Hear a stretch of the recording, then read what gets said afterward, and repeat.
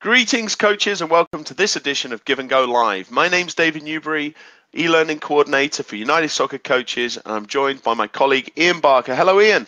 Hello, David. Pleasure to be here. Ian, we have a special guest today. His name is Nate Williams.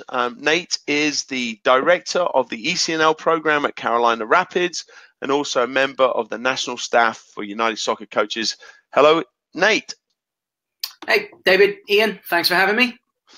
Now, Nate, the topic today is looking at transition to attack, and this is a topic we're going to stretch over the next 2 or 3 webinars. Today, we're looking at 5 versus 2 plus to a target, and then moving to 4 versus 4 plus 3. And this will eventually develop into a phase of play and a game. And Nate, let's start off looking at the setup for the first progression. Okay, so the structure within this is having 4 players around the outside of the grid who are in a position to open up the space. There's a central player to be able to link up the play and a target player, which will be the objective to get from one area into the final target player on the opposite end. Okay, and let's now talk about the methodology that we use in relationship to the first sequence. Okay, so some of the objectives within the first part of the exercise is to get the ball from target to target. Now, the restriction that we played with at the convention was that the central player must touch the ball first before the ball can be played into the final target. Once the ball goes into the final target, the wide players will transition into the opposite wide spaces. These players will transition into the new areas to play, and the game will continue. The defenders will then start to apply pressure in those areas. And Ian, this seems like a relatively simple setup for an activity looking at passing combinations, transition. What kind of things do you see in this first sequence? Well, I certainly like the numerical advantage that allows the blue team to hopefully be successful, but there is consequence on the quality of their technical passing and so on and so forth. Because if the 2 whites are active and have been given some sort of transitional opportunity to get out of being the 2 pretty quickly, they should be looking to put some pressure on and therefore put more consequence into the quality of the 6. This player and this player can be directly pressured and be dispossessed. The 4 players around the outside, they can be hurried. Obviously, the white player can't come out and tackle them. But I think there's enough pressure in here to start with to create an appropriate degree of challenge. And Nate, let's now move on to progression. And as the play develops, would you like to pick up from here? Yeah, so as we start to try and play through the lines a little bit here, you'll see that the ball has started with the player on the end line and it's gone central. What I like about the use of the space, and you'll notice that the wide players are actually outside of the grid.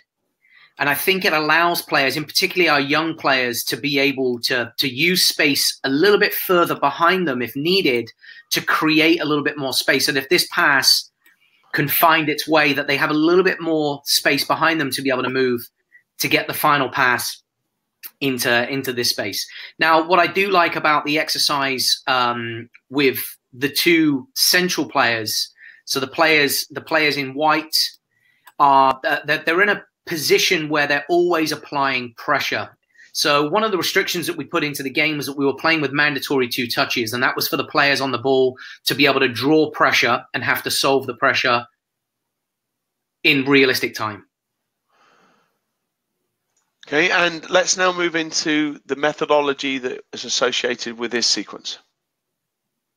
So the setup obviously is exactly the same. The challenge now comes in the use of the space. Now, we could be in a position to add numbers into these exercises, but working with just the 2 right now, I think enables the players to be able to face forward and try and play between the lines of the players. And if the white players are defending a little deeper, then maybe the ball has gone wide to break the line into the higher target from there.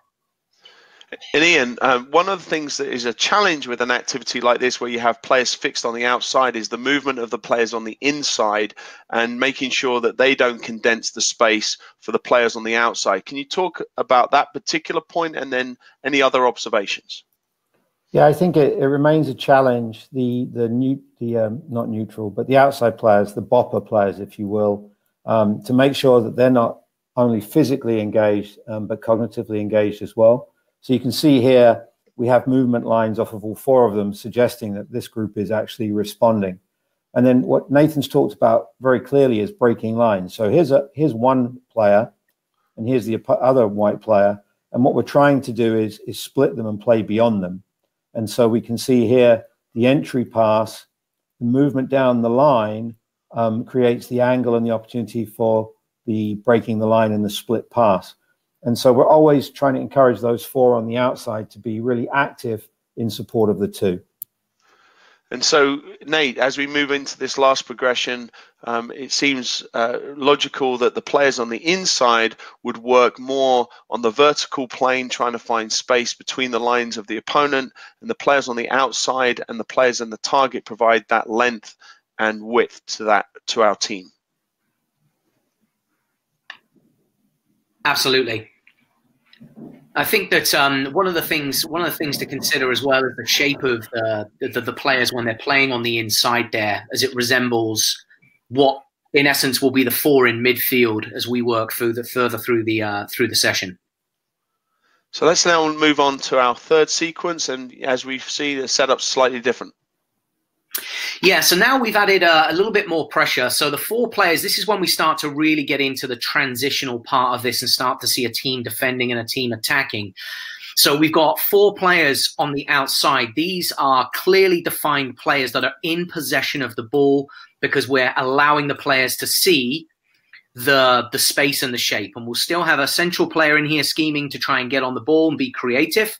But you'll clearly see that there's a clear picture that's been painted from the team that's defending and applying pressure, which is the white team, and the red team in possession.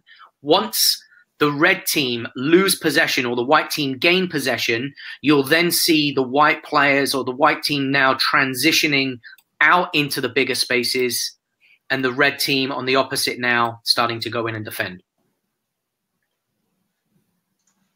And then moving on to our final slide, looking at the methodology. So you touched on it a little bit in the previous game, and the progression almost comes in here where we don't want the central players to remain too static in the middle. So some of the progressions that we work within with breaking the lines in this exercise are once the ball goes into one of the higher targets, there may be some opposite movement between the two opposite neutral players here to create a little bit of space in midfield and to also pull these players a little closer to the ball so that now we can break the lines potentially to get in through the other side. And Ian, it looks like there is a potential in an activity like this where there is a numerical disadvantage to the striker or the attacker in the middle of the field for the defenders just to essentially drop in and around. My assumption would be on an activity like this, if that happened, we could just allow the players on the outside to play along and then make the pass to the target. Would that be fair? Yeah, I mean, I think first of all, possession is really important, right? So we want to possess the ball. If the white team decides to put a disproportionate number of players around this player, it'll give our other players the opportunity to possess it.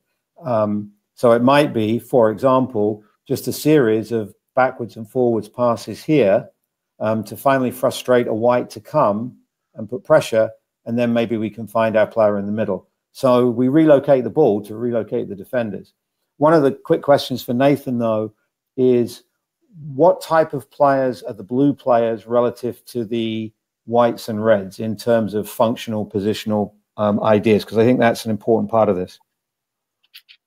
Yeah, so one of the key things when setting up these exercises is looking at the end goal and how does the exercise resemble shape. So if we're looking at it just with the sequence that we see, this player here might be the 6 breaking the line into what we refer to as one of the 8s. So we play with 2 8s on either side of the diamond there. And then this player here potentially would be the 10. So you see clearly there we've created the shape of a diamond in midfield for us to be able to get out. And this player here on the top of the target would end up being potentially a 9. And that can shift again if the ball goes into this player, potentially could be the 6 into the 8, the 6 into the opposite 8, or even into the 10 on the top of the diamond. And I think that for the players to be able to see the cues and the positions be realistic and the spacing obviously be realistic as well, it helps paint clearer pictures. Well, thanks, Nate, and thanks, Ian, for joining us on this edition of Give and Go Live. This is the first of a 3-part sequence looking at transition. In the next sequence, we'll be looking at slightly larger numbers on half a field. So thanks very much, coaches, and join us on the next edition of Give and Go Live.